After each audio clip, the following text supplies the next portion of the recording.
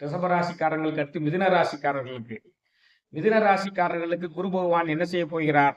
உங்களுடைய ராசி மேலேயே வரப்போகிறார்.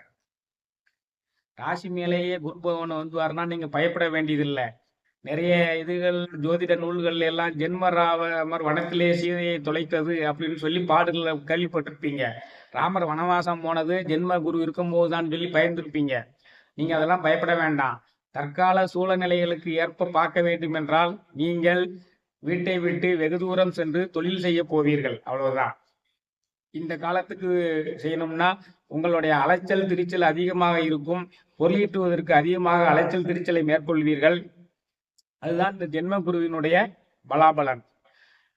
ஜென்ம குருவாய் இருந்தாலும் அவர் 5, 7, 9 பார்க்கிறார்.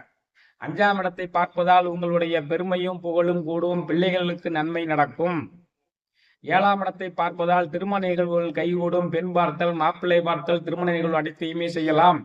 வெளிவட்டாரத்தில் உங்களுடைய செல்வாக்கு எல்லாமே உயரும். மனைவி கணவனுடைய செல்வாக்கு உயரும். 9ஆம் இடத்தை பார்ப்பதால் எண்ணங்கள் எல்லாம் இனிது ஈடேறும். ராகு பகவானால் புதிய புதிய எண்ணங்கள் எல்லாம் உங்களுக்கு தோன்றி புதிய புதிய எண்ணங்களை சிறப்பாக செயல்படுத்தக்கூடிய வல்லமை பெறுவீர்கள். 3ஆம் இடத்தில் உள்ள கேது பகவானால் இளைய சகோதரருக்கு சிறிது பாதிப்புகள் ஏற்படலாம், இளைய சகோதர சகோதரிகளுக்கு.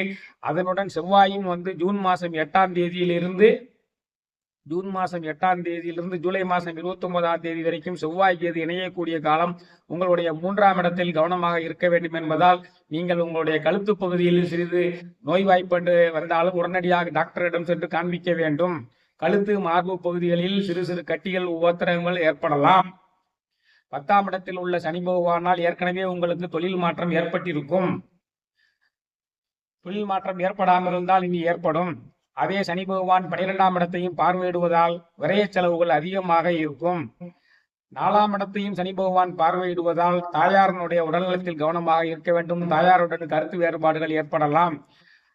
அவர் உங்களுடைய 7ஆம் இடத்தையும் பார்ப்பதால், குரு பகவானும் 7ஆம் இடத்தை பார்ப்பதால் சுற்று வட்டாரத்தில் பிரச்சனைகள் வந்தாலும் எளிதில் தீர்ந்துவிடும். சுற்று வட்டாரத்தில் உங்களுடைய புகழ் மேன்மையடையும். குறிப்பிடத்தக்க விஷயம் என்னவென்றால், அக்டோபர் மாதம் 8ஆம் தேதியிலிருந்து டிசம்பர் மாதம் 21ஆம் தேதி வரைக்கும் உங்களுக்கு திடீர் தனவரவு வர காத்திருக்கிறது. குறித்து வைத்துக் கொள்ளுங்கள்.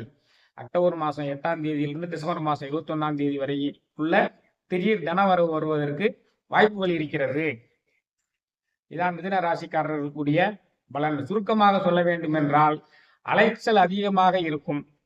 பிள்ளைகளுக்கு பெருமை அல்லது பிள்ளைகளால் பெருமை. நீங்கள் வெளிவட்டாரத்தில் புகழ் அடைவீர்கள். கணவன் அல்லது மனைவி சிறப்படைவீர்கள். திருமண நிகழ்வுகள் கைகூடும். புதிய எண்ணங்கள் எல்லாம் உங்கள் மனதில் தோன்றி சிறப்பாக இருக்கும். கவனிக்கப்பட வேண்டிய விஷயங்கள் என்னவென்றால், செலவு அதிகமாக இருக்கும். பிள்ளைகள் விஷயத்தில் கவனமாக இருக்க வேண்டும். அக்டோபர் 8ஆம் தேதியிலிருந்து டிசம்பர் 21ஆம் தேதி வரைக்கும் திடீர் தனவரவு உண்டு.